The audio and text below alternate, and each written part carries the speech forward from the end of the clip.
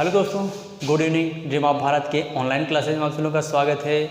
मित्रों, आज मैं एक बहुत ही महत्वपूर्ण टॉपिक लेकर के आया हूँ। आधुनिक भारत का टॉपिक है और यहाँ से एग्ज़ाम में हमेशा क्वेश्चन बनता है, लेकिन बहुत ही कन्फ्यूजन क्रिएट करता है। तो आज हम लोग सारे डाउट्स क्लियर करेंगे, लेकिन यह क्लास आपको पूरा देखना होगा, क्योंकि एक ही क्लास में आधुनिक भारत की अंग्रेजों की साम्राज्यवादी विस्तार को लेकर के विभिन्न उपनिवेशों के साथ लड़े गए जो महत्वपूर्ण युद्ध हैं, वो सारे युद्धों की चर्चा एक ही वीडियो में हम लोग करेंगे। और साथ ही साथ कौन कौन सी महत्वपूर्ण संधि हुई उसको हम डिस्कस करेंगे।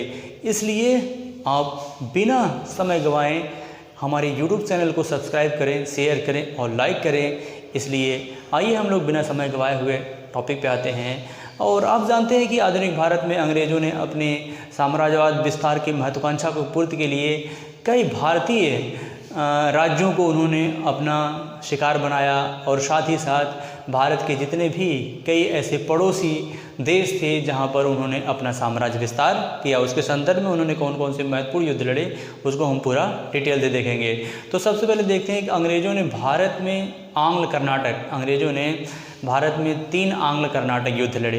3 आंग्ल कर्नाटक युद्ध लड़े, जिसमें अगर देखेंगे तो हालांकि प्रथम आंग्ल कर्नाटक युद्ध जो था वो भारतीय परिप्रेक्ष्य देश से इम्पोर्टेंट नहीं था, क्योंकि भारत में ईस्ट इंडिया कंपनी तथा फ्रेंच ईस्ट इंडिया कंपनी दोनों भारत में व्यापारिक उद्देश्य से आए थे, और अपनी व्यापारिक महत्वाकांक्षा की पूर्ति के लिए दोनों का एक दूसरे से बहुत प्रतिस्पर्धा था। क्योंकि ये वही दौर है जब यूरोप में ब्रिटेन और फ्रांस दोनों एक दूसरे के आमने सामने थे, और चूँकि ये यूरोप में दोनों एक दूसरे से संघर्ष कर रहे थे, फलस्वरूप जो है भारत में भी ये दोनों कंपनियां ईस्ट इंडिया कंपनी और फ्रेंच ईस्ट इंडिया कंपनी एक दूसरे के आमने सामने आ गए। और इस संदर्भ में उन्होंने प्रथम वार जो लड़ा, जिसे आंग्ल कर्नाटक युद्ध के नाम से जाना जाता है, प्रथम आंग्ल कर्नाटक युद्ध जो 1746 से लेकर के 48 तक लड़ा गया। प्रथम आंग्ल कर्नाटक युद्ध 1746 से लेकर के 48 तक लड़ा गया। हालांकि इस युद्ध का कोई निष्कर्ष नहीं निकला, क्योंकि यह युद्ध यूरोप में समाप्त हो गया, तो फलस्वरूप यहाँ पे भी इन्हें समाप्त करना पड़ा। और यह युद्ध जो है एक्सला सापेल के साथ यह युद्ध समाप्त हुआ। दूसरा आंग्ल कर्नाटक युद्ध जो प्रारंभ हुआ वह 1749 से लेकर के 54 तक। यह युद्ध जो था यह भारतीय नवाबों के उत्तराधिकार को लेकर के, यानी कि आप देखेंगे तो हैदराबाद के निजाम की मृत्यु हो चुकी थी और उसके पुत्रों में उत्तराधिकार को लेकर के संघर्ष प्रारंभ हो गया था। और उसी तरीके से कर्नाटक के नवाब अनवरुद्दीन की भी मृत्यु हो चुकी थी, और वहाँ पे भी यही माहौल एकदम क्रिएट हो गया था जो हैदराबाद का था। तो फलस्वरूप यानी कि पहली बार भारत के आंतरिक राजनीति में हस्तक्षेप करने का अवसर मिला विदेशी शक्तियों को, और फलस्वरूप फ्रांसीसी तथा ब्रिटिश ईस्ट इंडिया कंपनी तथा फ्रेंच ईस्ट इंडिया कंपनी दोनों ने यानी कि अंग्रेज़ों ने जो है उसके बड़े पुत्र का समर्थन किया, जबकि फ्रांसीसियों ने उसके दूसरे पुत्र का समर्थन किया। इस तरीके से दोनों ने अपनी अपनी महत्वाकांक्षा की पूर्ति के लिए एक दूसरे का सहयोग किया, और फाइनली यह युद्ध लड़ा गया द्वितीय आंग्ल कर्नाटक युद्ध के नाम से, जो 1749 से लेकर के 54 तक लड़ा गया। और यह युद्ध जो है 1754 में समाप्त हुआ, और यह पांडिचेरी की संधि के साथ यह युद्ध जो है किस संधि के साथ समाप्त हुआ, तो पांडिचेरी की संधि के साथ समाप्त हुआ। तीसरा जो आंग्ल कर्नाटक युद्ध लड़ा गया वह 1757 से लेकर के 1763 तक लड़ा गया, जिसे सप्तवर्षीय युद्ध के नाम से भी जाना जाता है। और यह युद्ध जो है समाप्त हुआ, और इसके तहत जो संधि हुई वह पेरिस की संधि थी। उससे पहले ही अंग्रेज़ों ने एक महत्वपूर्ण वार लड़ा, जिसे आप जानते हैं बैटल ऑफ प्लासी का युद्ध जो लड़ा गया, वह युद्ध बंगाल के नवाब और अंग्रेज़ गवर्नर जो था इस समय लॉर्ड क्लाइव और सिराजुद्दौला, बंगाल का नवाब इस समय सिराजुद्दौला था। हालांकि यह युद्ध प्रत्यक्ष रूप से नहीं लड़ा गया था, यह अप्रत्यक्ष रूप से लड़ा गया एक युद्ध था, यह एक षड्यंत्र था, जिसमें अंग्रेज़ों की विजय हुई, और फाइनली जो है अप्रत्यक्ष रूप से बंगाल पर अंग्रेज़ों का अधिकार हो गया। इसी के तहत जो है अंग्रेज़ों ने अपनी महत्वाकांक्षा की पूर्ति के लिए 2 महत्वपूर्ण युद्ध लड़े, जिसमें आप देखेंगे तो अंग्रेज़ों ने, ईस्ट इंडिया कंपनी ने या अंग्रेज़ों ने फ्रांसीसियों, उससे पहले डचों, यानी कि बेदरा के युद्ध में 1759 ईस्वी में लड़ा गया बेदरा का युद्ध। और बेदरा के युद्ध में अंग्रेज़ों ने डचों को परास्त करके भारतीय व्यापार से बाहर कर दिया। और 1760 ईस्वी में अंग्रेज़ों ने वांडीवास का युद्ध लड़ा और वांडीवास के युद्ध में अंग्रेज़ों ने फ्रांसीसियों को परास्त किया। इस तरीके से अंग्रेज़ों ने फ्रांसीसियों को भारतीय व्यापार से बाहर कर दिया। इसके बाद देखेंगे तो अंग्रेज़ों ने फिर मैसूर के संदर्भ में, यानी कि मैसूर पर साम्राज्य विस्तार के उद्देश्य से उन्होंने 4 महत्वपूर्ण युद्ध लड़े, जिसे आंग्ल मैसूर युद्ध के नाम से जाना जाता है।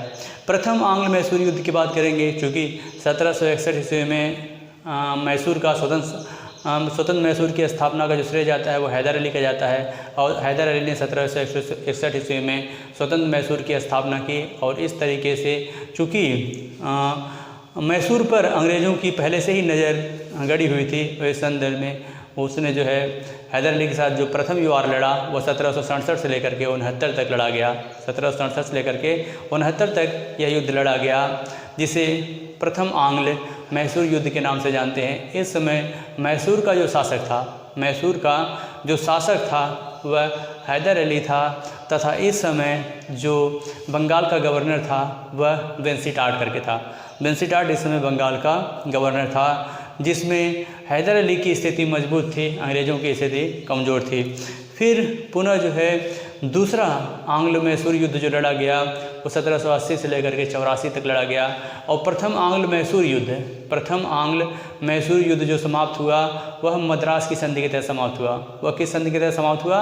तो प्रथम आंग्ल मैसूर युद्ध मद्रास की संधि के तहत समाप्त हुआ। द्वितीय आंग्ल मैसूर युद्ध 1780 से लेकर के 84 तक चला। और हालांकि इस युद्ध में हैदर अली घायल हो जाता है और फलस्वरूप जो है उसकी मृत्यु हो जाती है, लेकिन बीच में हैदर अली का पुत्र टीपू सुल्तान ने युद्ध को जारी रखा। और द्वितीय आंग्ल मैसूर युद्ध 1784 ईस्वी में मंगलोर की संधि के तहत समाप्त हुआ। तृतीय आंग्ल मैसूर युद्ध लड़ा गया 1790 से 92 तक। और यह जो द्वितीय आंग्ल मैसूर युद्ध के टाइम पीरियड के समय देखेंगे तो बंगाल का गवर्नर जनरल जो था वह वारेन हेस्टिंग्स था। वारेन हेस्टिंग्स के समय की यह घटना थी, जबकि तृतीय आंग्ल मैसूर युद्ध के समय बंगाल का जो गवर्नर था, बंगाल का गवर्नर जनरल जो था वह लॉर्ड कॉर्नवालिस था। लॉर्ड कॉर्नवालिस के समय तृतीय आंग्ल मैसूर युद्ध लड़ा गया।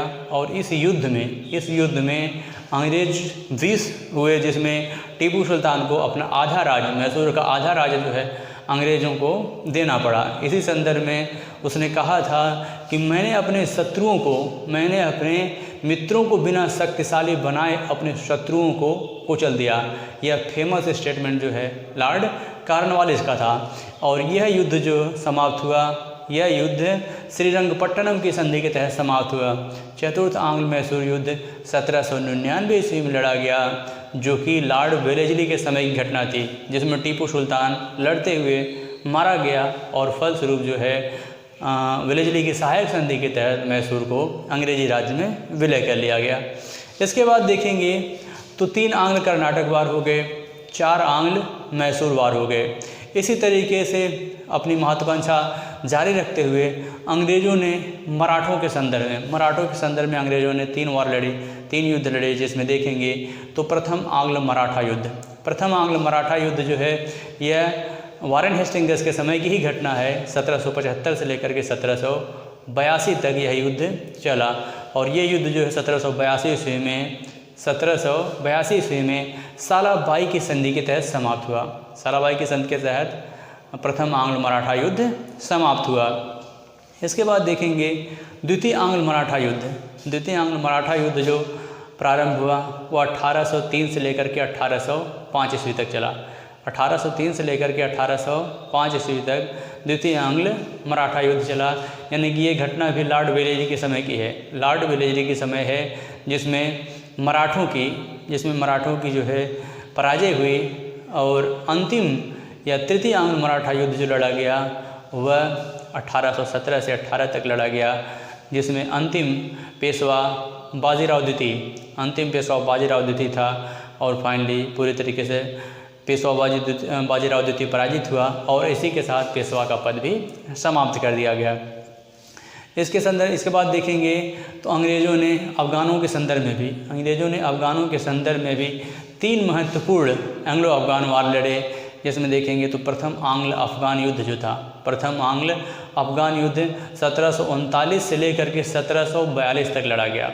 1739 से लेकर के 1742 तक प्रथम आंग्ल अफ़गान युद्ध लड़ा गया।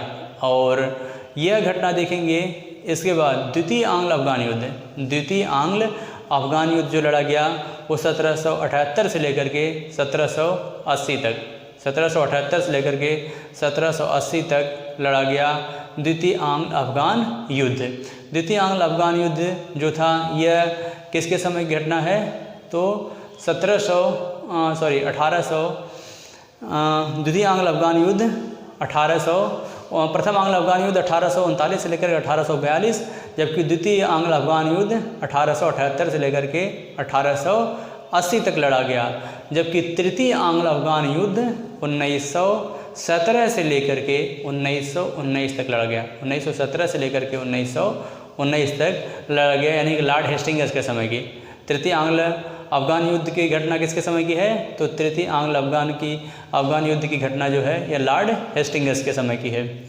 इसके बाद अंग्रेज़ों ने बर्मा से भी, यानी कि अंग्रेज़ों ने बर्मा में भी अपना हस्तक्षेप जारी रखा और फलस्वरूप उसके तहत अंग्रेज़ों ने 3 वार लड़े, जिसमें प्रथम आंग्ल बर्मा युद्ध 1824 से लेकर के 26 तक लड़ा गया। 1824 से लेकर के 26 तक लड़ा गया और यह घटना लॉर्ड एमहर्स्ट के समय की है और यह 1826 ईस्वी में यांडबू की संधि के तहत समाप्त हुआ। जबकि द्वितीय आंग्ल बर्मा युद्ध यह लॉर्ड डलहौजी के समय की घटना है। 1852 ईस्वी में लॉर्ड डलहौजी के समय द्वितीय आंग्ल बर्मा युद्ध लड़ा गया, जबकि तृतीय आंग्ल बर्मा युद्ध जो है 1885 ईस्वी में द्वितीय आंग्ल बर्मा युद्ध लॉर्ड डलहौजी के समय घटना है। जबकि तृतीय आंग्ल बर्मा युद्ध जो है यह अगर तृतीय आंग्ल बर्मा युद्ध की बात करेंगे तो यह जो है 1885 ईस्वी में लड़ा गया और यह घटना जो है लॉर्ड डफरिन के समय है। इसके बाद देखेंगे तो अंग्रेज़ों ने नेपाल के मामले में भी हस्तक्षेप किया साम्राज्य विस्तार के संदर्भ में। तो वहाँ पर अंग्रेज़ों ने एक वार लड़ा नेपाल या गोरखों के साथ, जिसे नेपाल या आंग्ल गोरखा युद्ध के नाम से जानते हैं, जो 1814 से लेकर के 1816 तक लड़ा गया, जो कि सुगौली की संधि के तहत समाप्त हुआ। जबकि अंग्रेज़ों ने आंग्ल भूटान के संदर्भ में भी अंग्रेज़ों ने वहाँ पे भी हस्तक्षेप किया और वार लड़ा, जो 1864 से लेकर के 1865 तक यह युद्ध लड़ा गया। जबकि अंग्रेज़ों ने सिंध के मामले में सिख मामलों में भी हस्तक्षेप किया और प्रथम आंग्ल सिख युद्ध जो है 1845 से लेकर के 46 तक लड़ा गया। 1845 से लेकर के 46 तक लड़ा गया प्रथम आंग्ल सिख युद्ध, जबकि द्वितीय आंग्ल सिख युद्ध जो है 1848 से लेकर के 1849 तक लड़ा गया। इस तरीके से देखेंगे तो हमने अंग्रेज़ों के द्वारा अपने साम्राज्य विस्तार के संदर्भ में जितने भी महत्वपूर्ण युद्ध लड़े गए वो सारे युद्ध हमने कवर किया। आप जैसे कि देख रहे हैं डायग्राम के माध्यम से सारी चीज़ें जो है आपके सामने नोट है, तो आप बड़े आसानी से नोट कर लीजिएगा और सारे के सारे डाउट्स आपके इसी के साथ क्लियर हो जाएंगे। तो मुझे इसी के साथ इजाज़त दीजिए। जय भारत, जय हिंद।